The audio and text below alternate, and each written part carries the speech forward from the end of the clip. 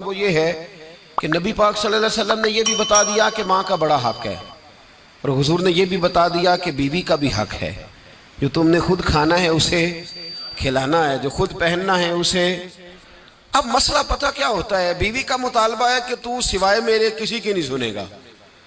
वो कहती है कि चूंकि मैं आई हूं सारा कुछ छोड़ के, अब सिवाय मेरे तो किसी और की नहीं सुनेगा। अम्मा कहती है कि चूंकि पैदा मैंने किया है, परवरिश मैंने की है, जवान मैंने किया, तो हुकूक मेरे ज्यादा है। ये हदीस अम्मा जरूर सुनाएगी अगर उसे याद होगी। अब उसका नुकसान ये होता है कि अगर किसी औरत से ये पूछा जाए कि तू बतला कि बगैर माँ के कोई बच्चा बड़ा हो सकता था, तो उसने पाल पोस के तुझे दिया है, तो तू ये कैसे कह सकती है कि तू किसी और की ना सुन।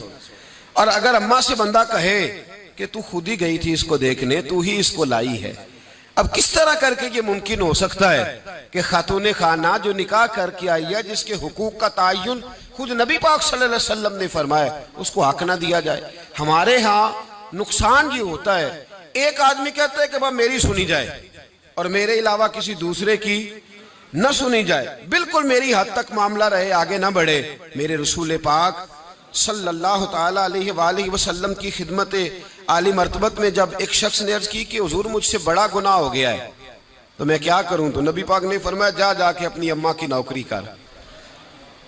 एक कोई ऐसा गुनाह उस सहाबी से हो गया था जो दौरे जाहिलियत का था, शारहीन ने लिखा है। अब वो जिनके हुकूक जाया किए थे वो मिल नहीं रहे थे या वो दुनिया से जा चुके थे, तो उसने हाल पूछा कि हुजूर अब क्या करूं, तो नबी पाक अलैहिस्सलाम ने फरमाया जा अपनी अम्मा की नौकरी कर, अल्लाह तेरे गुनाह माफ कर देगा।